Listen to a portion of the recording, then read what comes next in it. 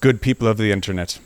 Welcome to yet another edition of Real Talk, in which we have a particularly juicy conversation for you, as the sensualist Jax Nora will be joining us to talk about two topics that might seem to be quite different: menstruation and masculinity.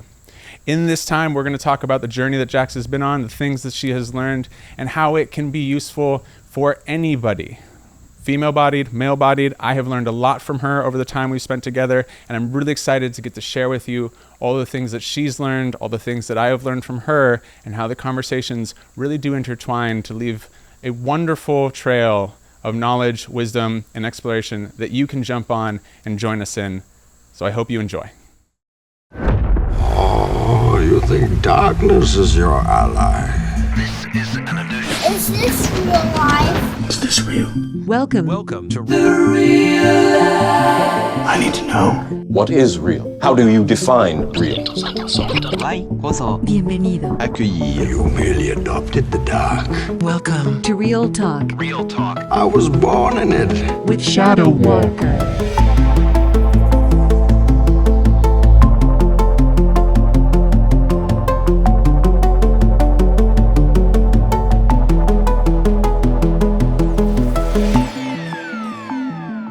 You know what I think my favorite part is about sitting down every time in this chair?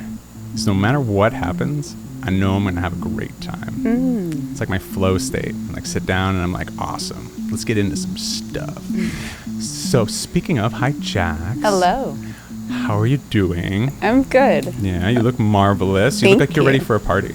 I am ready for a party. We're going to a party after this. Is this both a podcast outfit and a party outfit? No, my party outfit will be much sluttier. As well it should be. And we're going to talk a little bit more about why that makes sense in a minute. But Jax, you and I have a ton of great conversations, and that's what spurred us being here today. Is we thought, we always end up sitting around talking about stuff that we find really cool. Maybe other people will find that cool. So we picked a couple of topics today. Yep. And it's not an interview. We're just going to see what it's like to recreate the conversations that we have naturally on the regular. You're a neighbor, and you were recently a housemate, and kind of goes back and forth. Come over more, darn it. Jiu-jitsu and weekly sessions is not enough. Just like show up randomly around dinner time. This is the technique I used to use. But we have a couple topics to talk about today, and we don't have to be stuck to those. You've been down here for a few months now. 3 months now. 3 months now? Yeah. Feels like 3 weeks. Yeah. I think it's 3 months to the day, actually. Oh, Yeah. Happy 3 months in Costa Rica. Thank you. And you did renew your visa. I did. Very nice. I renewed my visa. Panama was great, I'm sure. Oh, it was an experience. Mm-hmm. Yeah.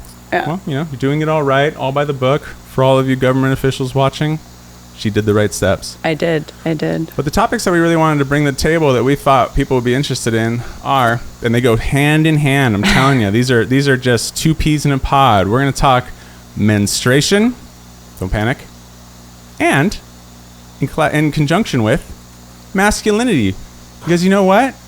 They have a lot to share with each other. So let's see, Jax, where should we pick up? We talk regularly about cycles, menstruation, process. We've got a few things that we share together. How do you feel about just kind of giving us an overview on whatever comes to mind, whether it's your current practice, the things you do?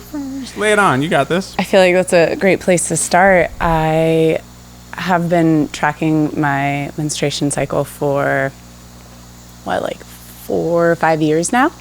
And through that process, I've learned a ton about my body, and on then taking it into the greater realm, just cycles in general that we naturally go through, and that mimic the seasons, that mimic the moon cycle, that mimic a lot of different aspects of Earth as well. And being able to take those understandings, those wisdoms, and the tools that I use for each of the different phases of the cycle, and being able to apply that to the rest of my life as well as the people around me. I've been learning a lot. I mean, Yeah. one of the things I learned a whole lot from was watching you have an experience the other day where that was out of sync with your cycles. So for those of you that might not be aware, there's 4 cycles to menstruation, and 4 phases. Thank you. 4 phases. See, I'm, slight mansplaining of a process that I'm learning and I'm excited about. And I'm very lucky to have a well-educated, powerful woman guide me along it. So there's 4 phases. Yeah. We got our follicular. Yes. Our ovulation, our luteal, and our menstruation. Yeah. Right. So we want to talk a little bit more about what each one of those means. And I've learned a lot about them from a variety of sources that we'll talk about in just a second, one of which you and I are super big fans of. But something I thought was really cool the other day is you've been tracking these things, you've been doing weekly focuses on it, and you fell into a mood that was out of sync with what the cycle normally does. Yes. What did you do? Yeah. So what happened is that I'm currently in my follicular phase, and the follicular phase is our inner spring. So we can think about it in the sense that this is the phase that comes right after menstruation. It's a phase where you have a lot of energy. You tend to be very joyful, a little bit more sassy, a little bit more sexual, thanks to the beautiful hormone estrogen, and specifically estradiol, that creates all of these natural feelings. And I actually got home from your house and I noticed myself slipping into really low negative self-talk. Everything in my life felt really hard and challenging.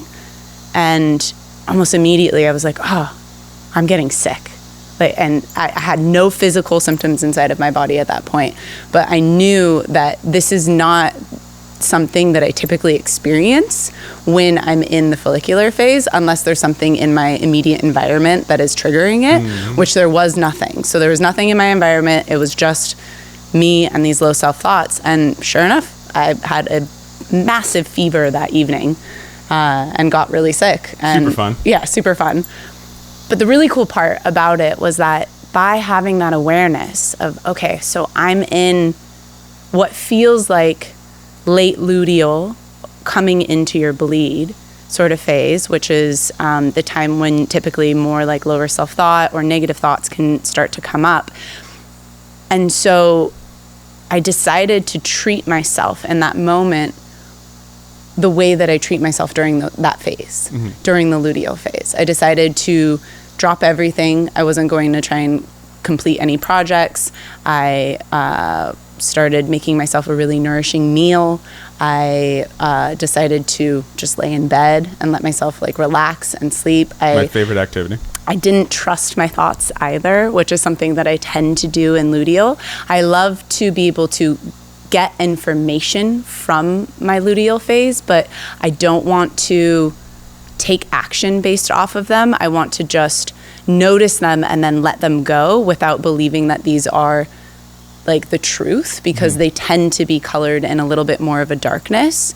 And so finding myself in that phase simply because my body was getting sick, I was able to use all of these tools that I use, and it really helped. It made the whole experience a lot easier. It made it flow a lot softer.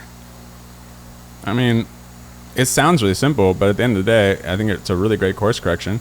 I think it'd be really useful if we take a step back and sort of define these cycles for people. Yeah. Because one of the things that I've discovered in my educational journey around this is that a surprising number of female-bodied people in particular aren't familiar with this. Very true. Male-bodied people, on the other hand, are completely oblivious, and that's cool. But I think that part of what I'm hoping we can start on, and some of the work that you're doing and my interest in all this stuff will help people get there. So why don't you share a little bit, if you would, about the general cycles, and also let's talk a little bit about that podcast we love so much, yes, because that was really the inlet for the depth of my understanding and the unfortunate catalyst to my slight mansplaining of female bodies processes, which I'm very sensitive to. But give us a little download on that and that podcast that we love. Yeah, of course. So the podcast that he's talking about is called 28-ish Days Later. It's created by this woman, India Raxon, who is incredible in the way that she both tells story and fact and weaves it together in a way that allows you to really embody the knowledge and take it in. When it comes to the cycles, So as I described, there's the follicular phase, which is the very beginning, and you compare them with the seasons, so it kind of helps to remember them. During the follicular phase, we are pumped full of estrogen. Estrogen is incredible. It makes you feel good. It makes you feel sexy. Inside of the body, what estrogen is doing is it's basically preparing the womb to be able to make a baby. And on that same front, it literally changes your skin. It changes your, like the way that you feel about yourself. It makes you more horny. And the reason why is because we're trying to attract a mate. We're trying to make a baby. Now, I'm not actively actually doing that, but my body is during that phase. Then we come into ovulation, which is the time when the egg is released. And that is the time that you're going to feel the most horny because, once again, Heyo. we want to make a baby. And then we move into the luteal phase. Now, the luteal phase is highly dictated by an uptick in progesterone and then a lowering of the estrogen. And progesterone inside of the body is here to be able to make sure that all of like the lush fertile ground that the estrogen built is protected. And so it has this sort of like boundary type aspect. And I find that that's typically a time when my boundaries get louder as well during the luteal phase. It makes you, or the way that it feels for me is that it almost takes me down to more of a rawness. I don't have as much of a desire to like gloss over things or smooth over things. Like estrogen kind of makes you more easily like playful and flirty and sort of just like open to new things, where progesterone is less like that. It kind of like, it's almost like the dark horse of the phase, or of the hormones. And so then we move into our menstruation, which is when we're bleeding. And bleeding is going to be tied to the winter time. I realized I didn't say it earlier. Ovulation is tied to summer and the luteal is tied to fall. So when we look at it through this lens of looking through at the seasons, we're able to sort of understand what our body is doing and how we might feel inside of those particular experiences. And so let's see if I can try adding on a few things. Please correct me if I just fall right on my face. The bleeding that you mentioned is literally the female body shedding the uterine lining out of the body. Yes, it's the endometrium, which is the thing that is being built up during the follicular phase to be able to have the baby have a lush, fertile ground to be able to implant itself into. And also, I say all of this to be clear, I am no master. I am just an explorer, and I love this topic. So there's a lot more that we could go into, and it gets a lot deeper. And if you do want to go deeper, I highly suggest listening to the podcast 28-ish days later. Absolutely. Definitely putting links. Yeah, it's brilliant. And I think another part of it, so this was really what sparked my interest. And I think I listened to it a few months back. I've always been a supportive menstruation warrior with various partners and stuff, really showing up, doing my best, having no idea what's going on. I got to listen to this podcast, and one of the things that struck me, and that applies to some of the things we'll talk about in a second, is that you described your experience of these cycles. And I think what they do a really wonderful job about in this podcast is explaining that everybody is unique. Everyone will experience these things in a different way. Everyone, if you notice, the title of that podcast is 28-ish days, because there is no specific amount of time it's supposed to be. There's a range of things. And I think a really important aspect of that, and this will go into how I've learned so much from the process that you've been going through, is that we really want to focus on how we function in the world as individuals. And there's this concept that's really pervasive and almost toxic of just like uniformity. It's supposed to look like this. This diet works for everyone. No. This process works for everyone. No. This is the way that everyone should do something. And 28-ish days later was really just like kind of drove home that that's just not really true, and even on a biological level. And they do a really wonderful job of speaking to that. They bring in many voices, and so working with you, I get this opportunity to learn from the processes that you go through, and fortunately, I think you're very articulate about it, B, expressive, and finally very open. And we do a weekly check-in on some businessy things, and I'm gonna have Jax talk a little bit about what she's sort of stepping into in her own work, and the various offerings that she'll have, the name that she's starting to sort of put together to clarify that. But before I go to that, and as I blink my contacts back into place, this is the suffering we do for looks. There they go. What I think it gets really missed, and the reason why this is menstruation and masculinity, is that for some reason, as a species, or at least as a society, we think that's your process, that has nothing to do with me. And I'm going to go ahead and throw out that for me, at least, I can speak to my own experience, that's just not true. And there's a couple of things I really love about, we do a weekly check-in, kind of just like an accountability buddy, just sort of seeing what's up. And Jax shares with me these different phases and the things she's feeling and learning through them. And I have phases, but can't quite figure out what they are all the time. So the other day, I was feeling really low, and I wasn't really used to that. I'm like, go, I'm masculinity, make it happen.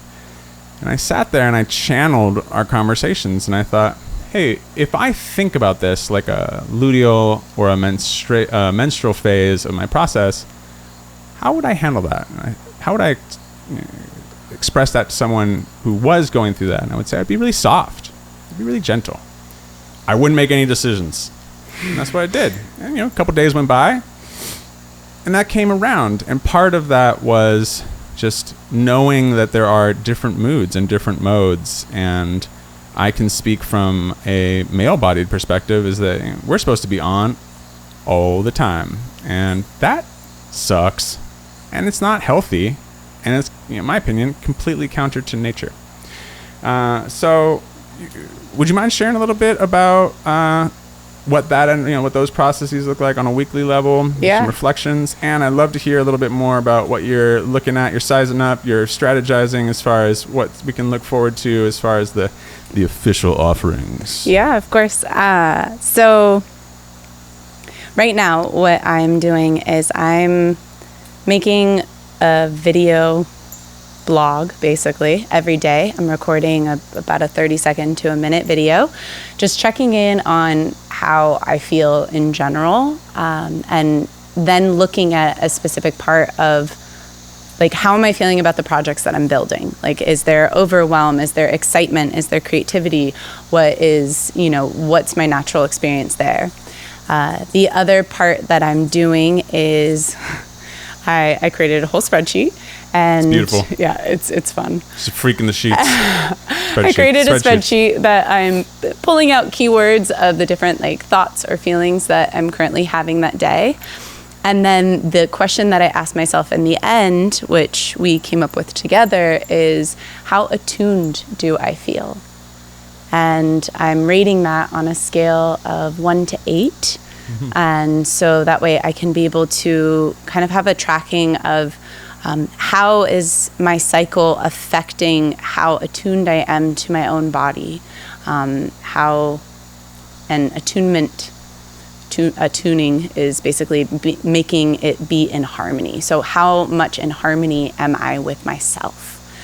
And so it's a really fun question to be able to look at. And with that, I also am adding in, yesterday I had 3 hours of sleep because the film crew got up real early. And so I was feeling less attuned, even though I'm in more of a follicular/ovulation state. So there's an ability to, also track the differences in that, and to be able to see what the environmental factors are that are creating that for me.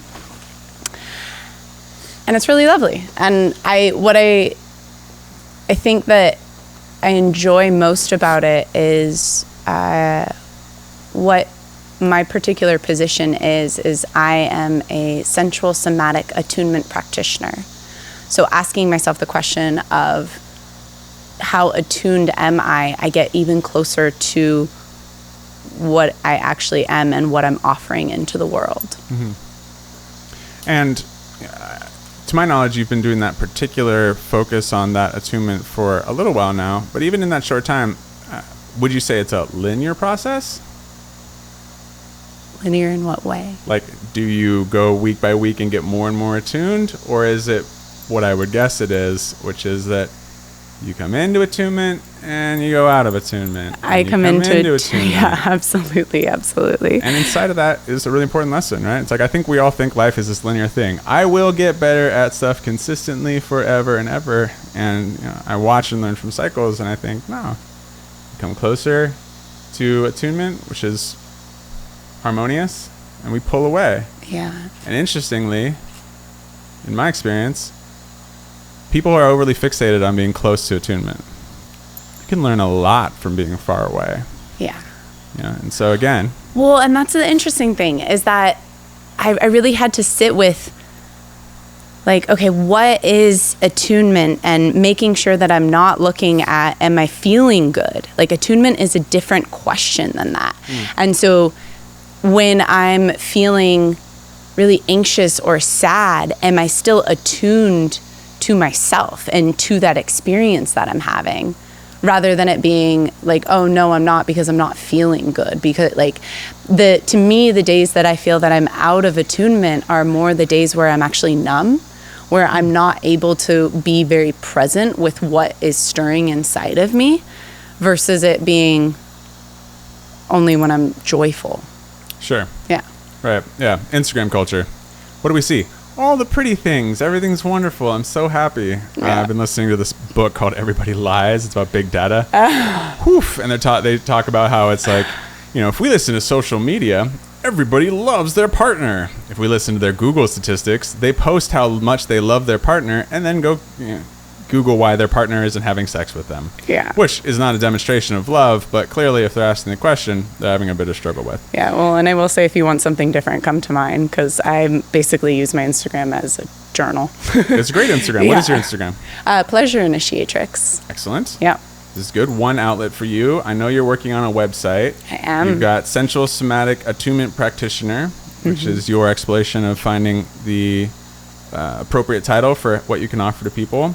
And you're also looking at stepping into a new role, new title. I don't want to throw it out there if you're not ready, so I'll let you Oh, figure yeah, it out. no, I'm happy to. Oh, I love this. Jax is going to be releasing a new edition, a new revision of her persona as the sensualist. Yes. Which I think is fantastic. Yes. Partially because, once again, these ideas are very familiar to us. And I think one of the things that I'm hoping to find in sort of these conversations is that just because they're familiar to us doesn't mean they're familiar to everybody that gets a chance to check this out. And just because they're unfamiliar to any of you doesn't mean you can't be part of the conversation, and doesn't mean you can't ask those questions, and doesn't mean that it can't trigger you. It can't upset you. It can't throw you off. That's great. If that's true, that's awesome. Lean into it. Feel those things. Why might that throw you off? Why doesn't that feel good? And if it doesn't, great. And if you know what it is that causes that, that's another lesson. Life's just full of lessons. So you're looking at throwing out this new website that's coming here sometime. I'm letting it be in flow. It's really incredible. Actually, it's a practice that you first talked about. Just being able to have multiple projects laid out and tinker with them when it actually makes sense, which is another thing that I've also learned through being able to track my cycle. Like during follicular phase, I get a lot of shit done, and there's a reason for it. Literally, you have more dendritic spines, which are it's a part of a cell or a part of the cell that comes out to be able to reach out to other cells to share information. And so when you are in your follicular phase with the estradiol, you have more dendritic spines usually. So you can take on more information. You can do more things and learn new things with a lot more ease. And so I do a lot more of my work, especially creative work or podcasting or things like that, during those particular phases, because I have more mental capacity for it. And so as I'm building my website, I'm, right now I'm in ovulation, and then soon I'm going to be in luteal. I'm sure that the process of actually building my website is going to get a little bit slower because I'm not going to have as much energy to be able to do that. So when you're stacking one of those schedule-y things that everybody in the modern world thinks so important and your tasks lists and stuff, what percentage of stuff do you put into these different phases? Do you just sort of like spread it across, like, I'm just going to work like a robot that has no feelings and do the same amount? Absolutely not. Not the case, huh? No way, Okay. no way. No, we're playing with the percentages right now. Currently, this month, I'm playing with about 50% of my work that I want to get done during follicular and ovulation. And specifically, just really jam packing it. And then in luteal, probably doing about like 30, 35, maybe even 40%. So that way during menstruation, I'm doing maximum 20 to 10% of the things that I want to be able to get done. Because I want to give myself a lot of space to be able to just sit inside of that menstruation and really appreciate the fact that my body is doing a big job.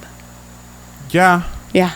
And, I hope that people are hearing this are starting to realize how impactful the process is. And that's over the course of about, 28-ish days, give or take? 20-ish days, yeah. I'm pretty solidly 27. Nice. Yours is pretty solid. Through my learning, I can tell you that other people are not. Yes. And that is its own inquiry. I think, we have the tendency, I'm sure there's people that just heard that and went, mine's not 28. And is there something wrong with me? And I'm going to go ahead and say, whoa, Nelly, don't jump to that conclusion. First, go check out 28-ish days later, get some download. Would you recommend any other resources that you might have used or places you've gone to learn stuff if people are intrigued? And I'm not just talking to the female-bodied people out here, guys. You males, you male-bodied people, you men, go do some homework. Learn a thing or two about the female-bodied people in your life, because you will be surprised at how empowering it is to have a sense of what's going on.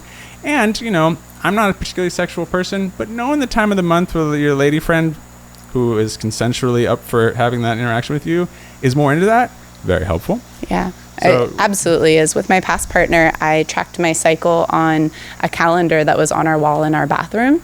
So that way he would know both when my menstruation was coming up, also when my ovulation was coming up, and when we needed to be more careful when it came to having sex, because we weren't trying to conceive a child. He was able to really prepare. I like baked goods a lot when I'm on my menstruation. I really want something warm, like a batch of cookies that I can just go to anytime. 30 cookies. Yeah, well, that's a little crazy. I'm thinking more like 15. Okay, 30 cookies for me. Yeah, fair enough.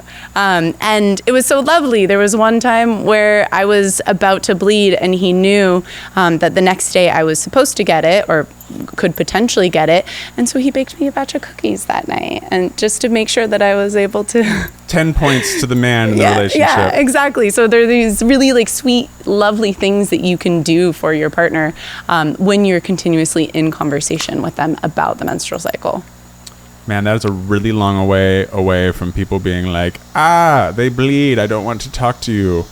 Yeah. Which is a thing, and for those of you that feel that way, I'm going to offer for you to come battle me on the podcast, which is fine. I'm open to it. Let's just, I'll just go toe-to-toe with you with love, but definitely want to challenge everybody to that. So, and just before we take a step to another topic, are there any particular resources other than 28-ish days later that you could lead in? There's a lot of people that might be hearing this for the first time, and that's fine. Absolutely. If you are a female-bodied person and you're interested, the app Natural Cycles is really amazing in the sense of both tracking your cycle and giving you information about it. If you sign up for the app, they send you even a basal body thermometer, so that way you can track your temperature, which helps you to be able to determine when you're in ovulation. Sweet. Well, God, there's so many different resources. Well, if you think of some more, we can drop add in the links. And also, again, we're going to have Jax's social media, and there's a website coming. So if this tickles your fancy, keep in mind that learning is a long process. And there's a lot of information, and it can be overwhelming, and that's okay. One of the things that we're cultivating in this space is that learning is learning how to learn is a really important process too. You will not understand all of this at once. You will not feel comfortable at the beginning, and getting used to that feeling will unlock an entire world of stuff to you One of the things that I say is like lean into it. It's okay. You feel uncomfortable. Start a conversation. Ask some questions. Ask us some questions. Drop in the comments. Go over to Jax's socials. Drop them here. We'd really be interested. We're looking to see what kind of conversations everyone wants to talk about. And these are the things that we find fascinating. And I want to switch over to the other part of this, which is masculinity. And I have a lot of topics, which has been my own journey. And I mentioned a little bit before about how I feel like just being able to observe from a distance your process through this has taught me of my own processes and given me tools. But just out of curiosity, what is your stance on masculinity as it stands? It's a really big question. No, it's not a really big question. It is in the sense that there's a lot of different directions that we can go. I think it's extremely important for everyone to be in touch with their masculine side. Everybody. 100%. Women, men, female, body, Yes, in between, yes. whatever it is. The thing is that everything that we're talking about are basically like archetypes. And so when I think of like masculine and feminine, those are two different archetypes that we can learn from. When we talk about the cycle, they're all different archetypes that we can learn from. And so to say that only men should study masculinity or think about their masculinity is missing a major piece of information and embodiment for female-bodied people as well. Okay. So what have you learned about masculinity recently that you feel like is useful in the process or in your current place in your journey? Okay. So I think of masculinity often as, well, currently the thing that I'm thinking about masculinity a lot is the structure. There's a consistency because even in like a male-bodied person, they do go through a hormonal shift, but it's every day versus a woman that goes, or a female-bodied person that goes through a shift every month. And female-bodied people don't have a daily part to that? There's not like daily, monthly combo? I mean, a bit, but it's not as dramatic. Like, you guys have a testosterone spike every single morning where we don't necessarily have that same sort of experience. We have, our hormones are really much more based off of the monthly cycle. And I'm pretty sure that's just because I drink the coffee that you give me every morning, right? That's my testosterone spike? Oh my God, the best coffee. No, that's not it. At some point here, we're going to get into coffee ceremonies, and brace yourself, people. You've never actually drank coffee if you haven't drank coffee with this man over here.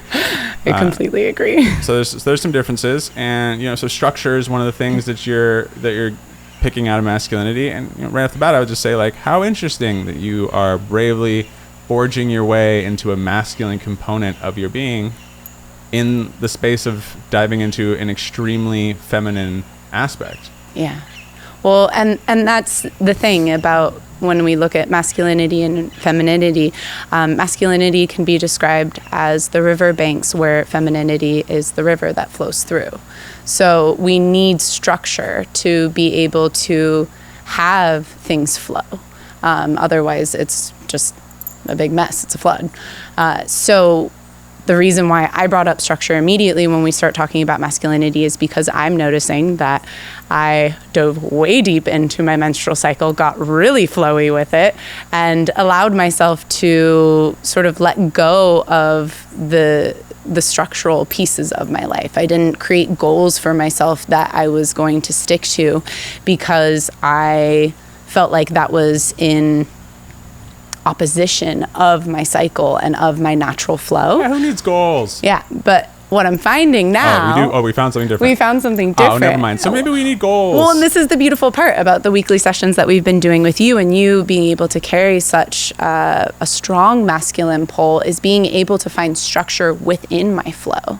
So when we have our sessions and we come up with the weekly tasks, we are completely basing it off of, well, what phase of your cycle are you in, and what is actually doable, and especially during menstruation, giving a lot of leeway to be able to understand, like, here are the 2 goals that we actually want to accomplish, and then maybe here are 2 more that if you have the time and space, rather than having the rigidity of I need to get it done even if I'm lying in bed with cramps all day. I mean, seems humane. It is. When you put it like that, I'm kind of just like, wow, I'm surprised it took us so long to figure that out. Our society isn't humane. That's No? the thing. No, are you What? kidding me? You don't Nine to 5. You don't like showing up to work while your body is shedding your inner lining and you basically have a gaping wound within inside of you? Absolutely not. Or like a small child that's just sitting there punching your uterus. That's sometimes how it feels. I mean, that could be kind of like a massage. Never mind. Okay, so I'm gonna, and the comments will kill me for that one. But I will say on my end, okay. So I first of all, I just want to say thank you for saying I have a strong masculine pole. This relationship is entirely platonic, by the way. Those sessions are strictly business. Yes. And the reason why I think the topic today is so fun, menstruation and masculinity, is that to think of them as completely different continents that don't need to know anything about each other is a disservice to the holistic collaboration that can come between us. Absolutely. And so, as you're saying, like, you're benefiting from a bit of structure. And part of the reason why I think we collaborate very well in that regard is that I seek so actively to understand why the structure isn't all there is. To talk, to really bring out the talk about these cycles, to know that there's flexibility, to know that nature is taking the lead. And so where the masculine component of myself can add structure, I look to. And then I'm always looking at the feminine tempering. One of those words. Tempering of that rigidity, as you're saying. And so for all the, for everybody looking into their masculine side, I think that we have a couple things that are going on. One, we have a whole generation of men and male-bodied people that are terrified of masculinity because we think it looks like alpha males. I'm just going to drop it right for you now. Alpha male is a fake concept. It doesn't exist. It's built off of a topic and science that was inaccurate. And the very guy who created the concept has rebuked or refuted the concept. It doesn't exist. If you're sitting out there being like, I'm an alpha male, you clearly haven't read anything in the last 20 years. So that's okay. If that's where you're at, that's fine too.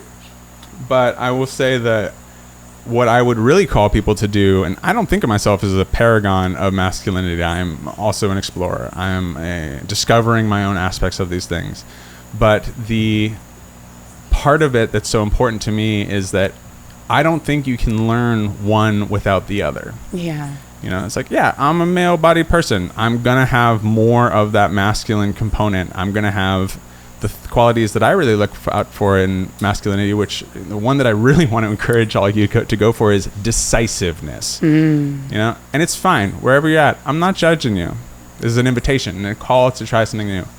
The next time somebody asks you where you want to go to dinner, don't say, I don't know, where do you want to go? That's okay. You might not know. It's the most frustrating answer. It's rough, but it's okay. That's where you're at. I'm not judging you for where you're at. I'm offering you another road forward. Pause. Look within yourself. Find an answer. Be brave enough to speak to it, and be brave enough to be wrong. One of the things I think that we really get into in this whole thing is you think that the masculinity is leadership, and then you get this idea that leadership is never wrong. That is not true. Leadership is the quality that continues to support and help move people forward through a constantly shifting landscape of desires and feelings. And people will lie about their feelings because they're lying to themselves. And the more that you can find within yourself that masculine quality, which is that the point of the spear, and just be brave enough within yourself to risk it, you'll find that things kind of pull into line behind you. And if they don't, that's okay too. Try again. Try, fail, and listen very carefully to what I'm saying. Because what's built into that process? The masculine attempt, the feminine compassion when you fail. So if you learn more about your feminine side as a masculine person, you might find that you actually can push your masculine farther. And I hate dualities anyways, and there's huge range of stuff that comes in between. And these things have nothing to do with men or women, any of this stuff. These are, like Jack said so eloquently, archetypes, energies. Look for the ones in between. Go find the other things. Go find the things that have nothing to do with this. But these are useful and something that we can grab onto. Yeah. I appreciate that you took that there too, though, because I think that it's important when I typically hear people talk about masculine and feminine. It's like here is the clear structure, and that's all that there is. And that's why I like thinking of everything as archetypes, because they're just things to try on. They're things to be able to take inside of yourself, to notice how that in that particular archetype interacts within yourself, and also how it interacts in the people around you, being able to notice like what those qualities are, and then take what works and leave what doesn't. Something that I say a lot that I really want to throw out here for people to contemplate is, in a world of variables, try being a constant. Try staying consistent to something. It doesn't mean you have to fixate on it for the rest of your life, but just try for a minute to hold to something and see what happens. I found personally that when you settle your intention on something for long enough, the universe conspires to help you.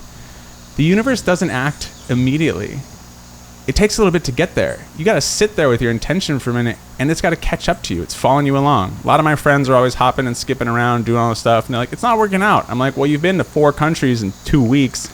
You know, I think, whoever's pulling the cosmic strings is probably like, I have no idea where they'll be next, but I left them great gifts in the last places. So, there's a couple different calls there, and it's a mixture of masculine and feminine. Absolutely. Well, and actually, that's how you basically got me here. Oh, really? Yeah. I had no idea that I was mentioning something that was so relevant to you. 100%. I called you and I told you my plan. I was like, okay, so I'm thinking about coming to Costa Rica for 2 weeks, and then I'm going to move to Idaho for a little bit over the summer, and then I'm going to move back to Australia. Lovely. And you were like, pick something to commit to. Like, what are you committed to? And I sat there and I journaled for like a couple hours after that, and I really had to sit and think about it. And I was like, okay, I'm going to go to Costa Rica with no other plans and just see what happens. And I still only plan to come here for 2 weeks, which is very frustrating because, as I've said so many times since I've been here, I only brought a carry-on, and I've been here for 3 weeks with only a carry-on's worth of stuff, which is just not enough in my personal opinion. You've been here for 3 months. Oh yeah, 3 months. 3 months. Yeah, exactly. And yet I still haven't seen you repeat an outfit, so I have no idea what it's like. It's like you have like a Harry Potter style carry-on, and you're just like, I have every outfit in the world. And how did that decision to try something else, how's that working out for you? I mean, it's incredible. I came here and I decided to commit to here, and the Costa Rican jungle,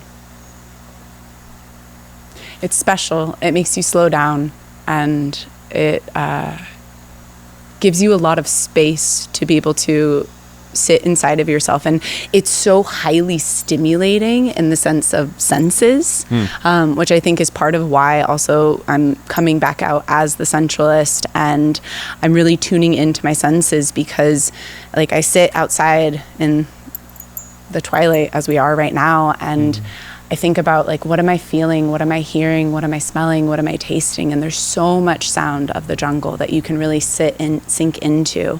And there's so many different feels, whether it be like the rain that tends to come every single evening, or the wind that comes in. And when we sit with all of our senses, it brings us deeper into the presence. And when we're in the present, we're in our body. And this is the goal for me, once again, coming back to like my question of, am I attuned? It's like, am I attuned to my body? Am I in harmony with my body? Not necessarily with can I be in harmony with my body no matter what's going on inside of it? Can I be in harmony with the environment no matter what's going on outside of it? That's one of my favorite talks from Ram Dass actually talks about that, where he, I think, was sitting in India, and the septic tanks in the train station that he was at were completely messed up, and so there was literal shit on the floor, and it was everywhere, and he was sitting there, and he was on his spiritual journey, and he started giggling to himself because he was still able to be inside of his body. He wasn't disassociating. He wasn't like trying to pull himself out of the experience. He just was fully present, even though he was in what I imagine is a bit of a hell. Yeah, I would say I would love to be present in that moment, so long as somebody brought me a barf bag. So maybe a little disclaimer at the head there, just for that moment. Jax, we've got just a little bit more time here, and there's a couple things I wanted to touch on that are coming up. So, these practices that people have heard about, you are going to be offering live and in person in December at Unleashed, the real event, the metamorphic journey. Do you want to share just the vague generalization of which parts of these you might want to pull out for people if they were interested in coming? Yeah, absolutely. So I will be offering breathwork mostly at this particular event. And my dear friend Alana is hosting it, who is just an epic person. My love. Chef's kiss. Yeah. And so we've been collaborating a lot. We have a lot of the same things going on inside of our life and are on similar journeys. And so I'm here to be able to help get us deeper into the body, into the senses, and into presence during that retreat. Event. Aha, see? I know, that's perfect. It leads right into it. It leads right into it. I'm on a vendetta.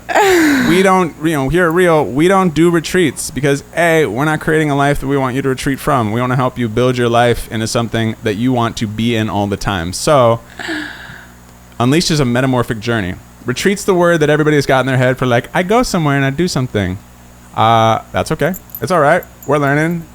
Yeah. What would be the difference between a retreat and what we're offering as a journey? And also, super sneak peek, you've got your own thing that you'll be offering that we're not going to say any more about. No. That I think we're looking at calling a, did we say guided sensual self-activation? Yeah. That's all you're going to get to know. And why? Why are these things different, and why am I making such a big point poking you all to switch gears here? Oh, well, I really appreciate that you are. I love that you are such a master with words and being able to make sure that we are using the correct language.